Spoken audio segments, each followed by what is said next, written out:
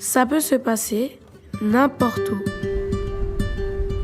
Dans une ville par exemple, où les gens vivent les uns à côté des autres, mais souvent passent à côté de l'essentiel.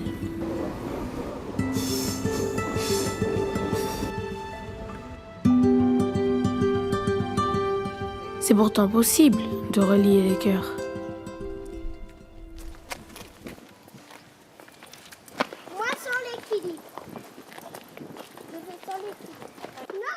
Je suis vraiment convaincue que si on veut que ce monde il aille vraiment mieux, c'est par l'éducation. Et si les enfants, dès leur bas âge, dès qu'ils sont enfants, ils apprennent voilà, toutes les valeurs et toutes les qualités qui sont au fond de nous, comme la justice, l'humilité, l'amour, la véracité, et dire toujours la vérité au quotidien, être digne de confiance, le monde, moi, je pense qu'il serait vraiment tellement différent. Et c'est pour ça que donc, depuis 3 ans, j'anime des classes pour les enfants.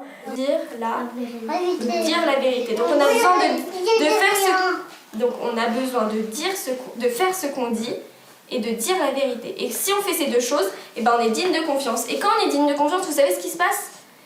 On peut tous travailler ensemble. Être digne de confiance est le meilleur portail pour atteindre la tranquillité. Et donc chaque semaine, on leur fait découvrir une nouvelle qualité à chaque fois, à travers plusieurs activités. Donc un petit moment d'explication, et aussi surtout à travers d'autres activités comme des histoires, des chansons, des coloriages.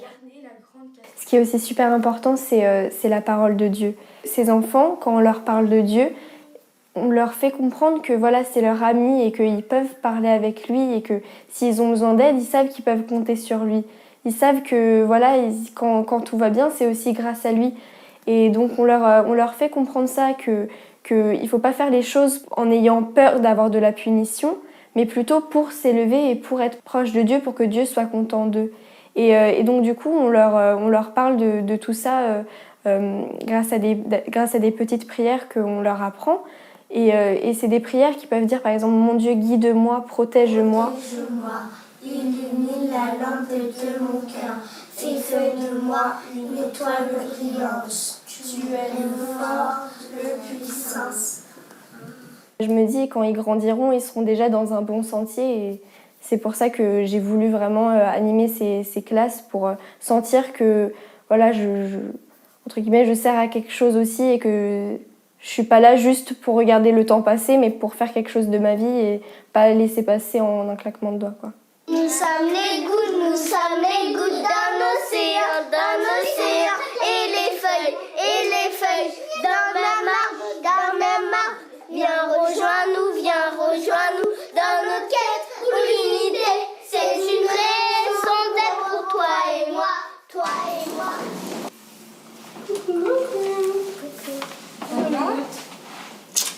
Enlève tes chaussures dans ton manteau. Jean-Anaïs, ça va ? Comment ça va ? Oui, ça va. Comment ça s'est passé alors ? Bien. C'était trop bien. C'était la qualité, donc la véracité. Et donc moi je trouve que c'est une qualité vraiment importante. Et tu te rappelles ce qu'on a appris ? C'était de toujours dire La vérité. On leur apprend plein de choses, à faire du sport, de la musique, des choses comme ça, mais les fondamentaux, en tant que parents, on les éduque avec nos valeurs, mais on fait pas un arrêt sur image sur les qualités, les choses comme ça. On va leur dire il faut pas mentir, mais sans forcément d'explication, de jeux qui accompagnent, de choses comme ça. Puis il y a quand même la relation divine qui est là et qui fait que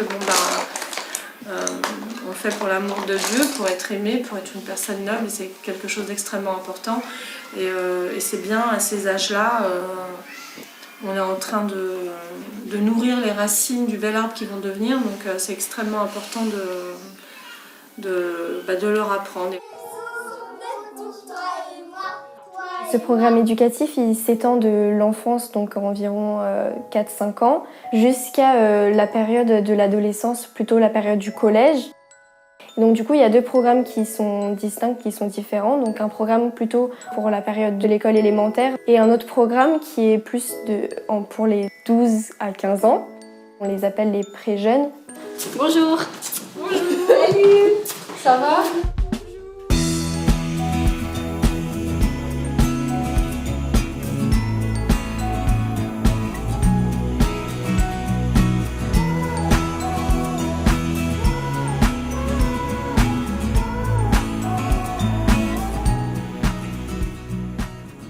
Vas-y, je t'en prie. Dieu est mon véritable ami. Oui. Ça, c'est... Dans ce programme, il y a 3 éléments importants. D'abord, c'est la notion de l'excellence.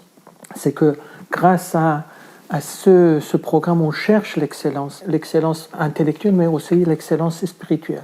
Et la phrase qu'on travaille avec les pré-jeunes, que chaque matin soit meilleur que la veille et chaque lendemain plus riche que le jour précédent, ça amène en tout cas à réfléchir avec les pré-jeunes comment ils peuvent s'améliorer, aussi même dans les matières à l'école. Parfois, il y a certains qui ont des difficultés, on réfléchit comment ils peuvent s'améliorer, mais aussi bien évidemment sur les qualités spirituelles, comment je peux développer plus de patience, plus de respect. J'ai toujours senti que j'avais un rôle à tenir pour les plus jeunes que moi. Je me sens très proche d'elles. Je me sens très proche parce que je sens qu'on peut aborder beaucoup de sujets et elles m'apportent beaucoup aussi dans leur réflexion, dans leur compréhension, dans leurs questions. Elles me font réfléchir aussi sur mes propres choix en tant que jeune adulte. C'est vraiment un échange où on s'entraide à grandir aussi ensemble. Les Kongu ont tous les postes et nous n'avons rien. Ils sont avides. C'est des préjugés. C'est des préjugés, exactement. En fait, ils n'ont pas cherché à savoir pourquoi les Kongu ont attaqué tous les villages. Exact. L'autre élément, c'est la question aussi de l'amitié. Le groupe pré-jeune doit être avant tout aussi un lieu où on crée des vrais liens d'amitié, qui veut dire on se soutient mutuellement, on veut les belles choses, les meilleures choses pour l'autre. Et le troisième élément, c'est la notion de service. Il y a énormément de questions qu'elles se posent. Comment je peux être utile dans la société ? Pourquoi la société va mal ? Chaque pré-jeune réfléchit à sa responsabilité au bien-être de la société. On réfléchit ensemble sur les actions plutôt collectives. Donc, voir qu'est-ce qu'on peut faire ensemble pour améliorer la vie de quartier. Pour moi, j'ai aucun doute sur la capacité immense que ces jeunes ont de servir la société. Et je pense que le fait que nous-mêmes, on n'ait pas ce doute-là, ça fait que ça crée un cadre qui permet vraiment de changer les choses. L'idée, c'est de créer une collaboration entre tous ceux qui partagent cette vision qui a menée par Bahá'u'lláh, mais qui finalement est pour tout le monde en fait. C'est vraiment un très bon partenariat avec l'éducation qu'on donne à notre enfant. C'est un très bon partenariat parce que pour moi, vraiment, ça développe toutes ces qualités qu'on aimerait voir chez notre enfant. Et ça permet à l'enfant de savoir se défendre contre les influences négatives qu'il y a dans notre monde moderne. Pour ma fille aînée, son attention a été attirée sur des qualités comme la bonté, le partage, et puis le fait d'accepter les autres, mais sans pour autant se nier soi-même, et le fait de faire les bons choix, savoir choisir ce qui est bien, ce qui est droit, même si ça ne m'arrange pas. Et ça, c'est quelque chose qui était parmi mes convictions et qui a été développé aussi dans cette classe. Et vraiment, j'ai beaucoup apprécié ça. Grâce à cette histoire, nous avons appris ce que veut dire la confirmation. Dans la vie, si nous faisons des efforts, Dieu nous aide et nous confirme. Les parents sont invités à assister au programme, de voir, et puis les pré-jeunes présentent un petit peu en résumé les choses qu'ils ont appris à travers l'histoire, aussi à travers des chansons, à travers des mises en situation, des sketchs qui leur permettent en tout cas de permettre aux parents de mieux visualiser ce que nous faisons.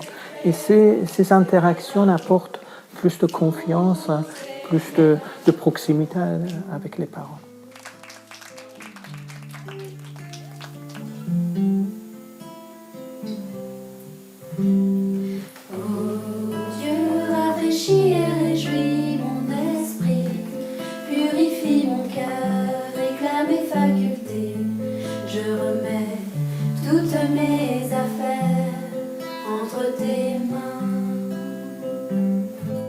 C'est comme ça que commence la transformation de l'environnement et du monde.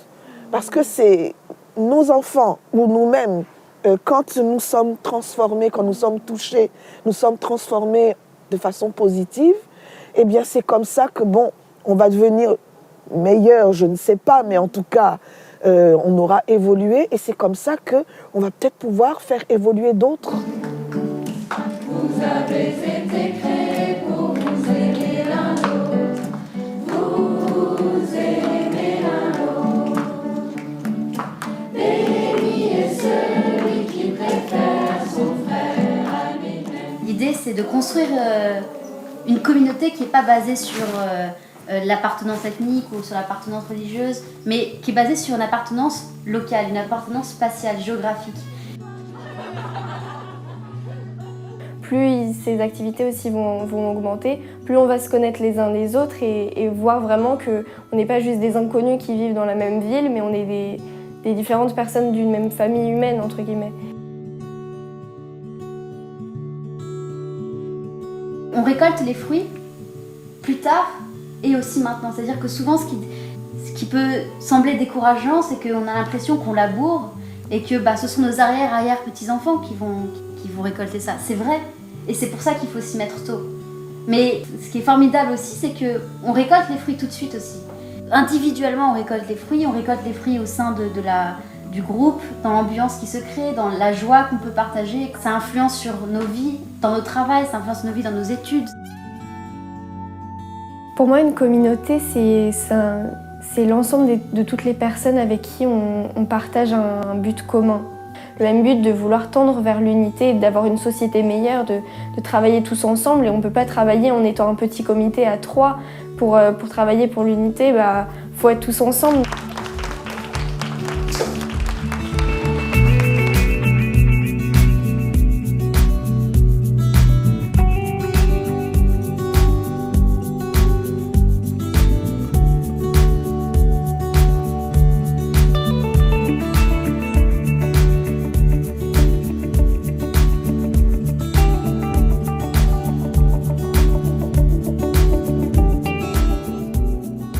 Ça peut se vivre n'importe où. Relier les cœurs.